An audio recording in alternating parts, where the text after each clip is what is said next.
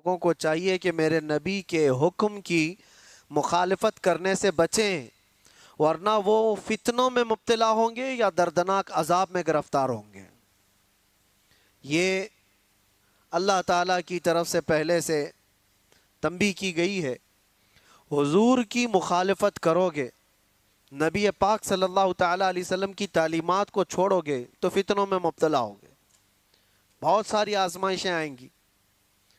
आज जो हम फी ज़माना पूरी आजमाइशों में घिरे हुए हैं, क्या अपने गिरेबान में झांक कर देखें कि हुजूर पाक सल्लल्लाहु अलैहि वसल्लम की तालीमात के मुखालिफ नहीं चल रही पूरी उम्मत। जिस उम्मत को खैर उम्मत का लक़ब कुरान ने दिया, या अच्छाइयों का हुक्म देती है, बुराइयों से रोकती है, वो कहाँ है तुम्हारा मनसब? क्या हर कोई वो जिम्मेदारी निभा रहा है? अच्छाइयों का हुक्म दे रहा है हर कोई, बुराइयों से रोक रहे हो हर कोई, डर रहा है हर कोई। ये सोचता है हमको क्या पड़ी है, कोई जा रहा है खड्डे में गिर रहा है तो हमको उससे क्या लेना देना। बुराइयों से रोकने का मिजाज उम्मत का ख़त्म होता चला गया। तुम खैर उम्मत हो, ये मनसब कभी तुमसे अलग नहीं हो सकता। और इल्म इस्लाम लाया है, और आज इस्लाम के पैरोकार मुसलमान इल्म से दूर है। अखलाक इस्लाम ने दिया है पूरी दुनिया को, अखलाक इस्लाम ने दिया है। माँ और बहनों के दरमियान तमीज इस्लाम ने दिया, औरतों के हुकूक इस्लाम ने अता की। लेकिन ये सब बातें मैं इसलिए अर्ज कर रहा हूँ कि क्या मुसलमानों में अब भी वो इस्लाम है, या रसूल पाक सल्लल्लाहु ताला अलैहि वसल्लम की तालीमात को इतना पीछे डाल दिया। कभी कभार मैं सोचता हूँ मेरे अजीजों, अपने दिल पर हाथ रख करके बताओ, जिस रसूल पाक से तुम जान से ज्यादा मोहब्बत करने की बात करते हो, उस रसूल की कितनी हदीसें तुम्हें याद है? दूसरों के डायलॉग्स तो याद हो जाते, गाने जुबान पर यूं ही आ जाते हैं।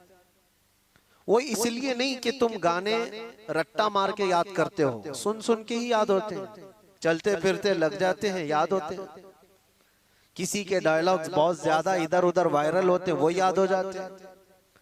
लेकिन मैं ये पूछना चाहता हूँ कि ये सुन सुन करके जब दुनियावी नगमे याद हो जाते हैं, तो अपनी आदत ऐसी क्यों नहीं डाली कि मेरे नबी के नगमे भी सुन सुन के याद हो जाए, हुजूर की बातें याद हो जाए। बात यही है कुल मिलाकर कि हम जिस आजमाइश के शिकार हो रहे हैं आज या होंगे, इन सब का असल सबब कुरान ने कहा है रसूल पाक सल्लल्लाहु ताला अलैहि वसल्लम के हुक्म की खिलाफ वर्जी। देखो, हुजूर के हुक्म की खिलाफ वर्जी दो तरह का करता है आदमी। एक जानबूझ के करने वाला, वो काफिर है, वो कहता है कि मैं मानता ही नहीं, नाउजुबिल्लाह, वो काफिर है।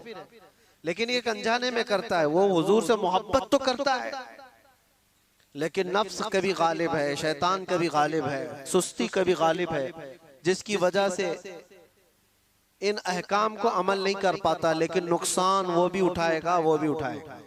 पहला वाला तो जहन्नम, जिसने जानबूझ करके इनकार किया हुजूर की हुजूर के फरामीन को, वो तो जहन्नम में जाएगा। और दूसरा वाला जो अनजाने में करता चला गया, तो वो दुनिया में फितनों में मुब्तला होगा, आजमाइश में आएगा। अल्लाह के नबी सल्लल्लाहु ताला अलैहि वसल्लम ने यह भी इरशाद फरमाया, एक जमाना तुम पर आएगा। एक साहबी हजरत हुज़ैफा रदी अल्लाह ताला, वो फरमाते हैं कि सब लोग हुजूर सल्लल्लाहु अलैहि वसल्लम से अच्छाई के बारे में ज्यादा सवाल करते थे, और मैं बुराइयों के बारे में ज्यादा सवाल करता था। वो कहते हैं खुद उसकी वजह यह है, इसलिए पूछता था कि कहीं उस बुराई में मैं मुब्तला ना हो जाऊं, कहीं उस बुराई से मेरा सामना ना हो जाए। तो हज़रत हुज़ैफा रदी अल्लाह ताला अन्हु ने हुजूर सल्लल्लाहु अलैहि वसल्लम से पूछा, या रसूल अल्लाह सल्लल्लाहु अलैहि वसल्लम, हम ज़माने जाहिलियत में थे, कुफ्र में थे, शिरक में थे, इस्लाम आया, खैर आया, अल्लाह ताला ने हमें एक शर से निकालकर खैर में लाया, तो क्या इस इस्लाम के खैर के बाद फिर कोई और शर आने वाला है? इसके बाद और कोई बुराई आएगी? हुजूर ने फरमाया, हाँ आएगी। जिस इस्लाम में तुम हो, इस खैर के बाद फिर शर आएगा। उस साहबी ने फरमाया क्या वो शर जो आएगा, वो बुराई जो आएगी, उसके बाद फिर कोई खैर नहीं आएगा? हुजूर ने फरमाया आएगा। इसका मतलब ये है ज़माने जाहिली, ये पूरी हदीस सुन लीजिए। हजरत हुज़ैफा रज़ियल्लाहु तआला अन्हु की ये हदीस सही हदीस है पाक। पहले उन्होंने पूछा हम ज़माने जाहिलियत में थे, कुफ्र और शिर्क में थे, इस्लाम में आए तो एक बुराई से निकलकर खैर की तरफ आए। अब पूछा क्या इस खैर के बाद फिर कभी और कोई बुराई आने वाली है, शर आने वाला है? हुजूर ने फरमाया हाँ आने वाला है। उस शर के बारे में क्या क्या हुजूर ने फरमाया वो भी बताता हूं। लेकिन हजरत हुज़ैफा ने उसके बाद का भी पूछा, कहा वो शर जब आए तो क्या उसके बाद फिर कोई भलाई आएगी कि नहीं आएगी, खैर आएगा कि नहीं? हुजूर ने फरमाया हाँ आएगा। इसका मतलब ये हुआ कि हम जिस जमाने से गुजर रहे हैं, हो सकता है ये शर पे शर आ रहा है, लेकिन मेरे नबी की बशारत के बाद ये सारे शर के बाद एक खैर आने वाला है। इस सारे शर के बाद एक खैर आने वाला है। यहां तक कि हुजूर सल्लल्लाहु अलैहि वसल्लम से जब हजरत हुज़ैफा ने पूछा था ना कि कैसा शर आएगा, हम तो जहालत से निकल करके इस्लाम में आए, ये खैर है, इसके बाद जो शर आएगा वो कैसा होगा? हुजूर ने फरमाया वो ऐसा होगा कि लोग मुसलमान कहलाने को भी झिझकते होंगे और कुछ लोग उसको मुसलमान को ऐसा देखेंगे जैसे किसी चोर को या जानी को देखा जाता है। वो जमाना आएगा, वो शर का जमाना, यानी लोग उसको दिखा दिखा करके बोलेंगे ये देखो मुसलमान जा रहा है, ये देखो मुसलमान जा रहा है। मुसलमान होना ताज्जुब की बात हो जाएगी, ऐसा शर आएगा। और यहां तक कि हुजूर सल्लल्लाहु अलैहि वसल्लम फरमाते हैं जैसे जानी को लोग हिकारत से देखते हैं, एक सच्चे मोमिन को ऐसा देखा करेंगे। ये जमाना आएगा, तुम शर्माना मत कि लोग मुझे ऊपर से नीचे ऐसे ताड़ते हैं, इतना घूरते हैं, इतना देखते हैं। तुम मोमिन होगे तो देखेंगे जरूर और देखे जाओगे तुम। उनके देखने पर मैं अपना अमामा क्यों उतारूं, उनके देखने पर मैं अपनी दाढ़ी क्यों निकालूं, बल्कि वो घूर घूर के हमें बता रहे हैं कि हम मोमिन हैं। वो शर का जमाना आएगा कि लोग ताज्जुब से देखा करेंगे मोमिन को, ताज्जुब से देखेंगे और ताना भी मारेंगे कि ये देखो बड़ा मोमिन बनता है, ये बड़ा मुसलमान लगता है। अभी वो जमाना इतना ज्यादा आम तो नहीं है, लेकिन नमाजियों को तो ताना देते हैं, टोपी वालों को, दाढ़ी वालों को, अमामे वालों को तो ताना देते ही हैं। हुजूर की सुन्नत पर जो आता है उसको नहीं लोग मजाक में लेने लग जाते हैं। याद रखना, कुफ्फार और मुशरिकीन जो मजाक कर रहे हैं वो तो जहन्नम में जाएंगे, लेकिन कोई मुसलमान अगर हुजूर की सुन्नतों का मजाक करेगा तो दायरे इस्लाम से खारिज हो गया, उसने कुफ्र किया है।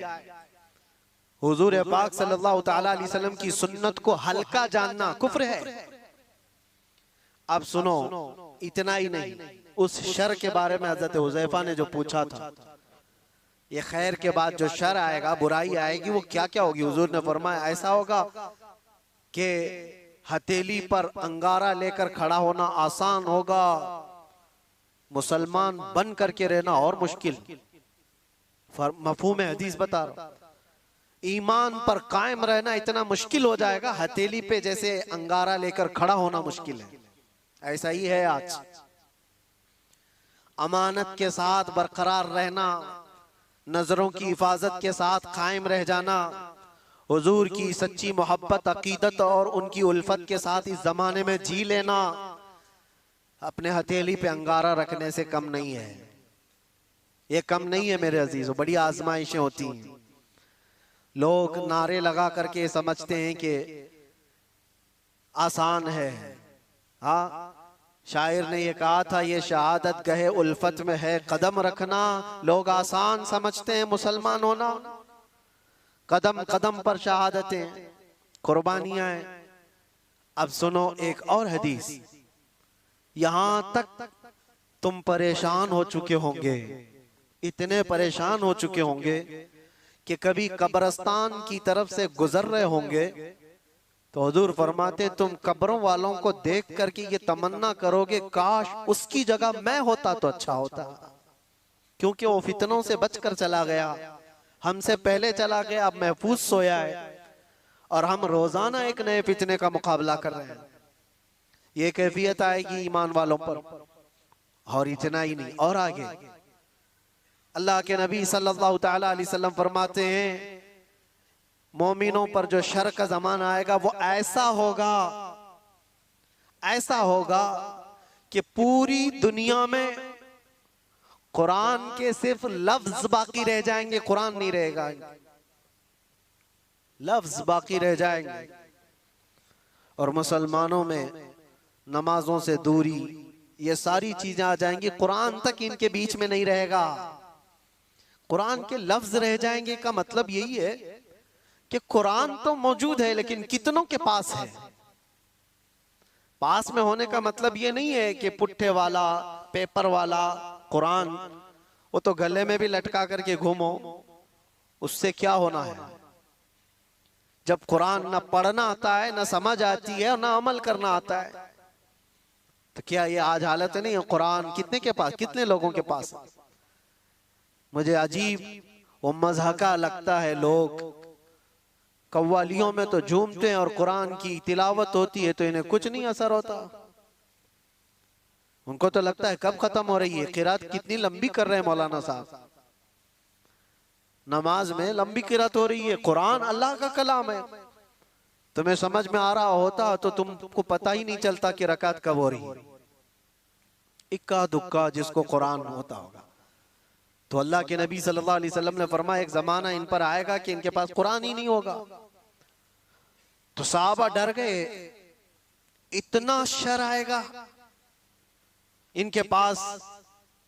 हुजूर ने यह भी फरमाया चरवाहे लोग होंगे, कम जात के लोग होंगे, लेकिन बड़ी बड़ी इमारतें बनाकर सजा रहे होंगे, सब घरों की ज़ेबो ज़ीनत में लगे होंगे, आराइश में लगे होंगे। आज ये तो देखने को मिलता है। बल्कि ये भी फरमाया मेरे आका सल्लल्लाहु अलैहि वसल्लम ने कि वो बड़े बड़े तख्तों पर बैठकर हुकूमत भी करेंगे। वो सब अलामात आज देखने को मिलती है।